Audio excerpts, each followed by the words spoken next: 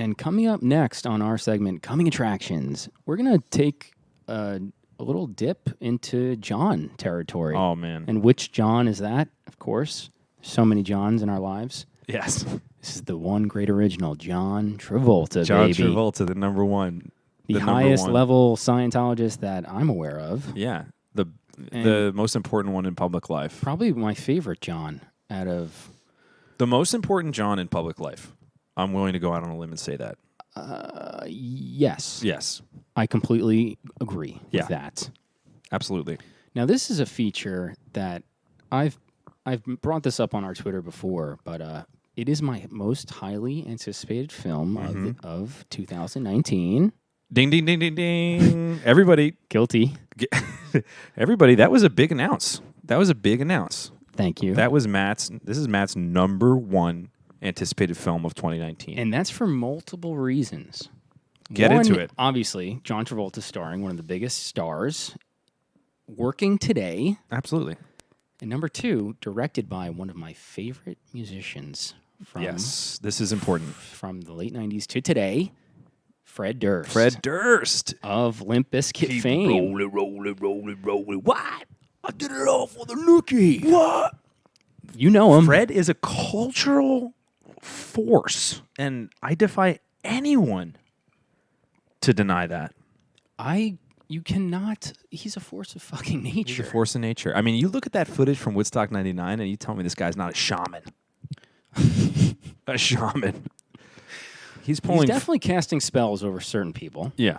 I mean, they've fallen under the Limp Bizkit, the Chocolate Starfish and Hot Dog Flavored Water album. I mean, it literally stopped the charts dead in its tracks. Absolutely. Straight to number one, I assume. I don't actually know that. I think it was up there. I mean, I was kind of doing a little Fred dig, and you know, there was, of course, you know, he was ambiently around for our adolescence. You know, we were 10, 11 years old around that time, and he was on MTV. But the numbers are there. He was moving major.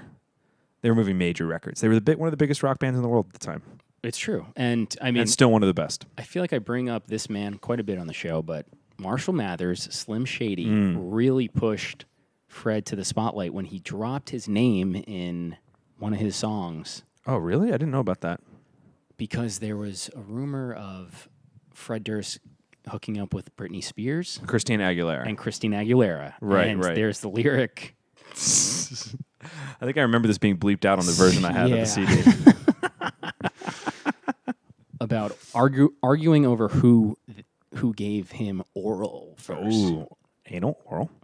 I actually have a little bit of Fred trivia that involves Christina, which is that during the 2000 MTV Video Music Awards. Okay, so I think this is what Slim actually is referring to in the tune. In the tune? Whatever song that's in. So Durst performed Limp Bizkit's song Livin' It Up as a duet with Christina. And in response to the performance, now I like this because this is a little bit of inner scene, behind intrigue. The curtain. Yeah. Filter, okay, the band Filter frontman Richard Patrick claimed that, quote, Fred getting on stage with Christina Aguilera embarrassed all of us. Ooh. In response to the negative reactions to the performance, Durst remarked, I already told you guys before, I did it all for the nookie, man. Christina, in response to Durst's remark, commented, he got no nookie. Wow. So she shut him down. And I think, actually, this is really drawing up some memories for me. So it was Real Slim Shady was the song that happened? Because that was kind of the first one that I was aware of as a young man. All right, ready? These are Slim's words. Why? So you guys can just lie to get me here? So you can sit me here next to Britney Spears? Shit, Christina Aguilera better switch me chairs so I can sit next to Carson Daly and Fred Durst and hear him argue over who she gave head to first. Oh, my God. That is ringing bells for me. It was probably just like in the video, it was probably like, what? I think Fred's actually in the video. Makes a he cameo. He is.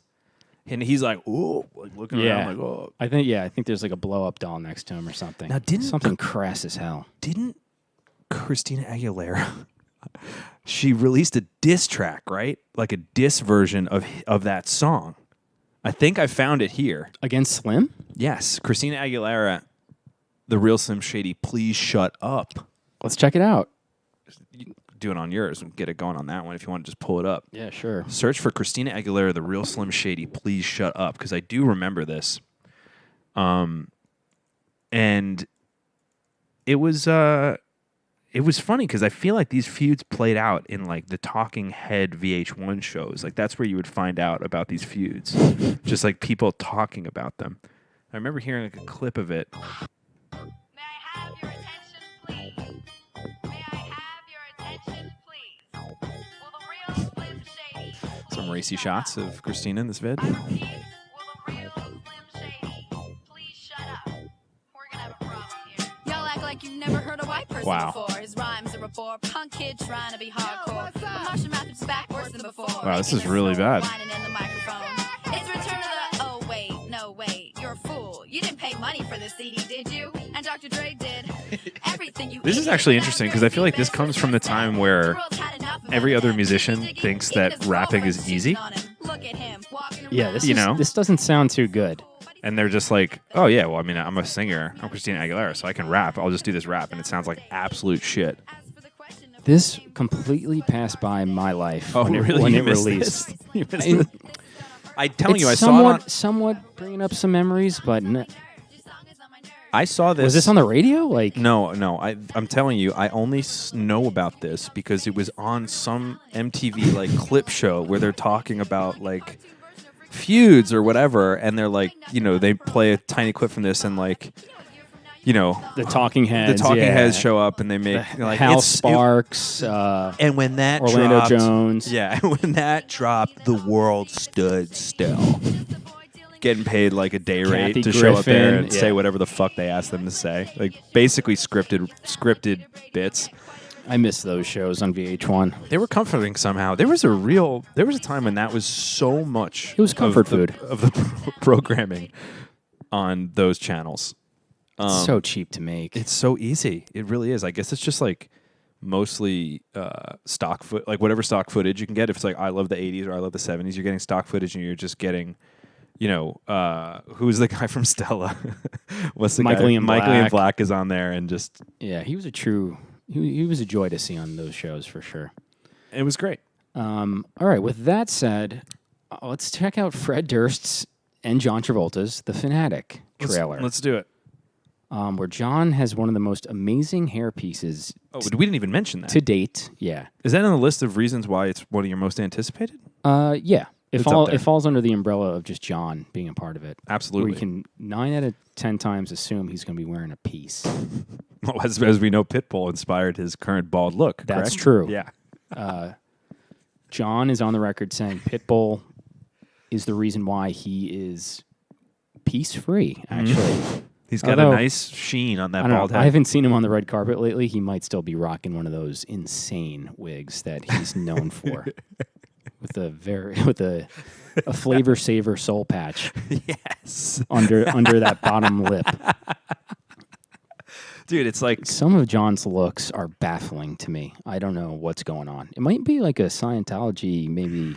yeah. That's actually an interesting point because I was wondering, like, he must be just surrounded by yes men that are yesing these looks because you think he's got to have like a stylist or something, but maybe he just, you know, you hear about these stories about Tom Cruise having like an army of people at his disposal that are just at his every beck and call and whim.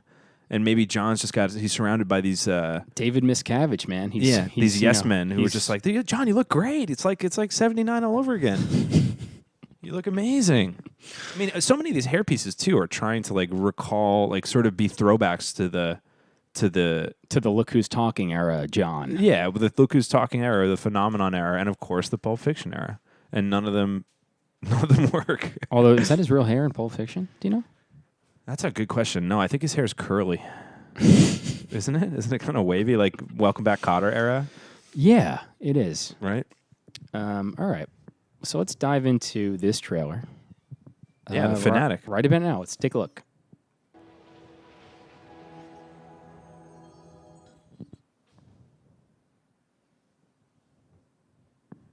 Rated R. I'm in.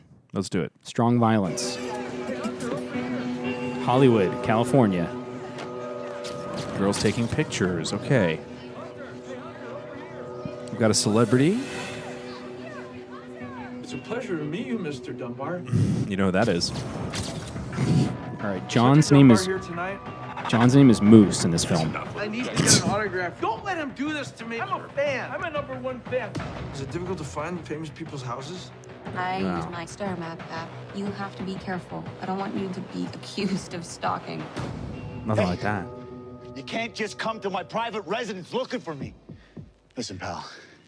I don't know how you found me. Who's this guy? That's Devin I don't want Sawa to see you in this neighborhood again. from Final Destination.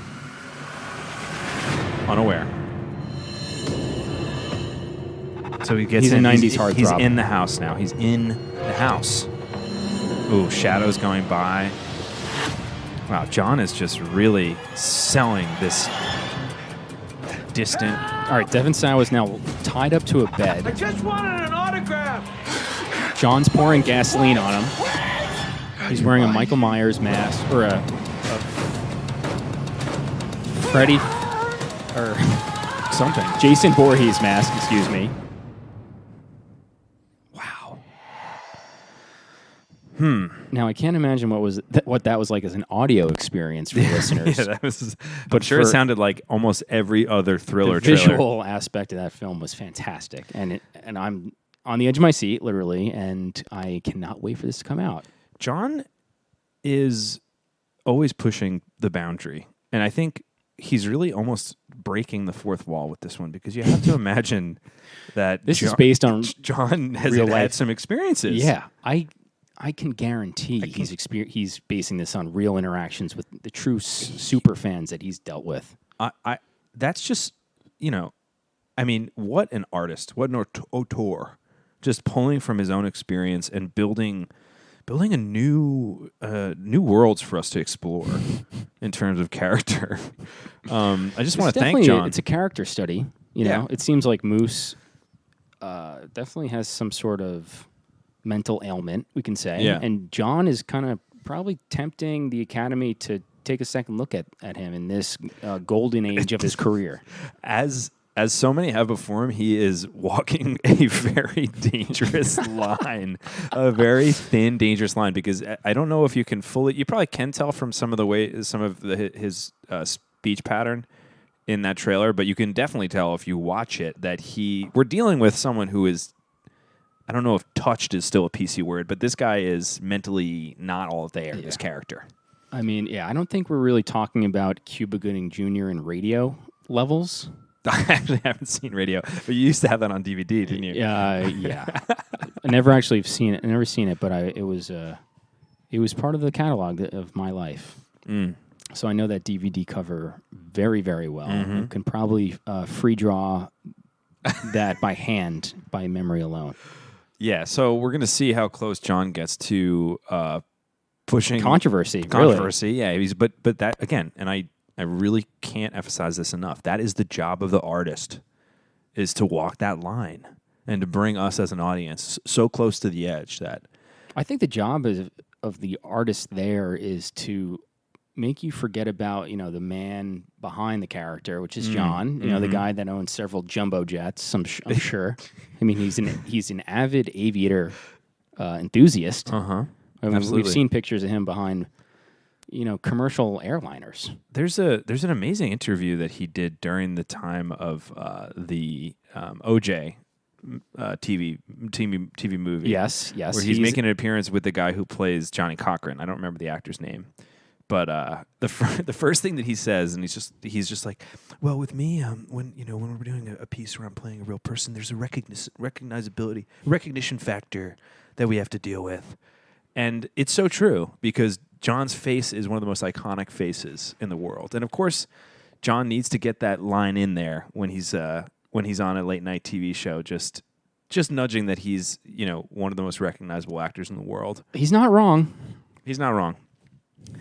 He's not wrong, and he's spent a lot to make sure that face has stayed recognizable. Stayed as a waxy, timeless figure that hasn't aged a day. It's going to be interesting to see, and hopefully we do in our lifetime. Are they going to make developments with plastic surgery, or are we always going to be kind of in this weird, uncanny valley sort of feel with people who are doing like major work. I mean, of course, some people who do small work, you don't even notice. But how is this just going to get better? And these are the early prototypes. They're making advancements every day that we're just not aware of. Yeah, that must be true. One guy who's looked exactly the same since '99 is Fred Durst. He's actually not changed too much. He kind of looked old for the time then, and he still looks kind of old.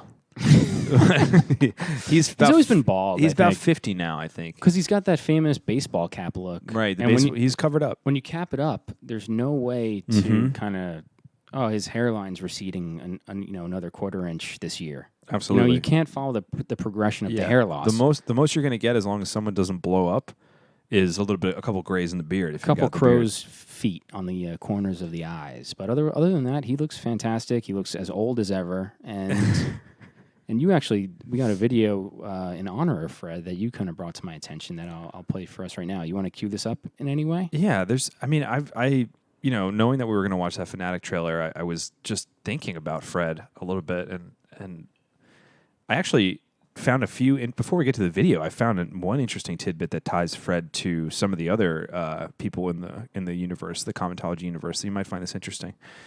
In 2015, Fred Durst stated his interest in obtaining a Russian passport and spending half of the year in Crimea. Who does that sound like? Sounds like Stevie Seagal. He wrote a letter in which he stated that Vladimir Putin is, quote, a great guy with a clear moral principles and a nice person. Are you kidding me? What's going on with this? Is it just is Vlad offering some kind of like tax haven for celebrities, for rich American celebrities, or not just American actually? Some overseas account benefits. And is it also? But why is it everyone that we touch upon involved with Vlad? I don't know, man. I was really amazed to find this one because I did not expect that of Fred. I expected Fred to be more of like the Kid Rock ilk, where even if it was going to help him out financially and was a smart move, he was just too attached to the red, white, and blue to ever be talking to Vlad. But you know what? That is not the case. Money talks, man. Money talks. He's a businessman first. But are there any pictures of them together? That's a great question. I would love to check them out. Doing some taekwondo moves with each other. That would be great. I wouldn't be surprised. I mean, it sounds like for him to say something like that, where he's talking about the man himself.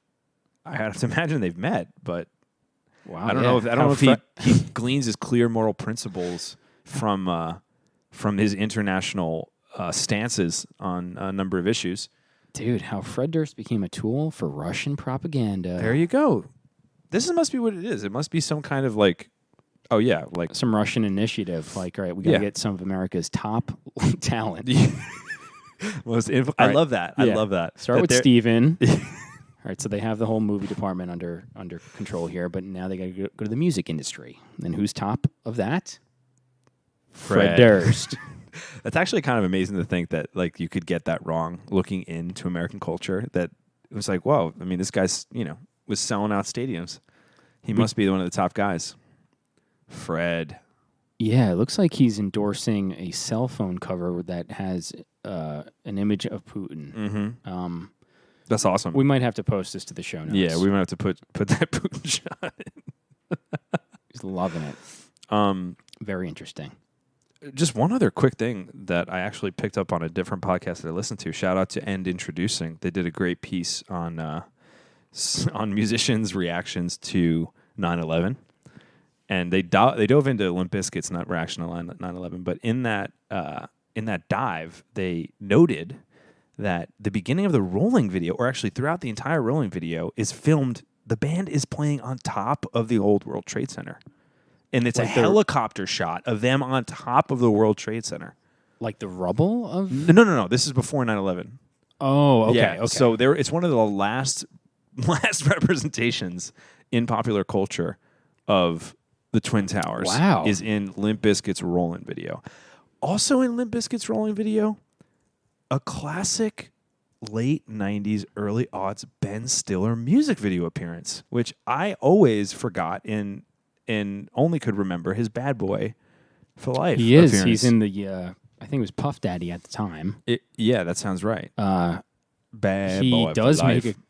He does make a cameo in that, and I actually remember that. This is the quite beginning well. of this episode is worth playing because it's just a little, very quick little, taste of Ben. Ben kicks off the, Ben the kicks video off the with video. a little skit. It's very short, but it's Ben, and that's all I needed. It's just like, yeah, throw Ben in there. Dude, Ben was everywhere back then. These lead-ins were so enjoyable for the TRL watcher. So we got a car pulling up to a valet. Where's the valet? And that's Steven Dorff right there Hey, yo, with Ben. yo, red cap. What up? Do me a favor. Watch it for me. Don't scratch it. What? This is sick. Ready? All right. Keep on rolling, baby. You know what time it is. Hell yeah, dude. Whoa. Now, hold on. Let this play for a second. I have something to say to all the snobs out there, and I'm a music snob myself. You telling me you ain't ready to rock the fuck out if this track came on, dude? You'd fucking go crazy, dude. Chocolate starfish. Let the fucking beat drop, dude. This shit is sick. Wow, and there they are.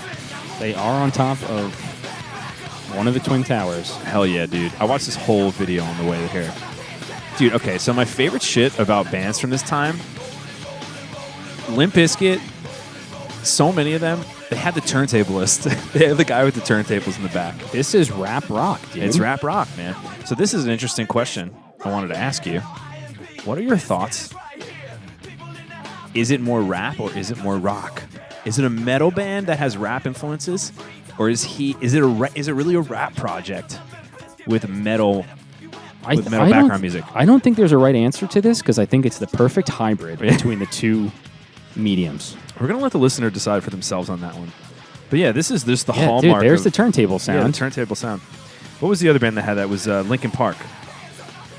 Linkin Park as well. Linkin Park had that, and then this is just a classic vid, man. It is a nice watch. I recommend anybody to go check that out. It's a lot of Fred grabbing his crotch. And it's just, the famous guitar player. Wes, what is his name? Wes Boylan or something? Something like that with those Wes's new black pupils. New nightmare. That look that he had, which was kind of the horror element of Limp Bizkit that I always appreciated. Yeah, it was great. And they presided over basically a riot at Woodstock 99 where there was hundreds of thousands of dollars worth of property damage and sexual assault was rampant, and they were just the soundtrack to that wonderful moment in our cultural history. That was clearly an end of an era, was Woodstock 99. It was an end of an era. It was during what was better known as the end of history. And we've since learned that was not quite the case. Yeah.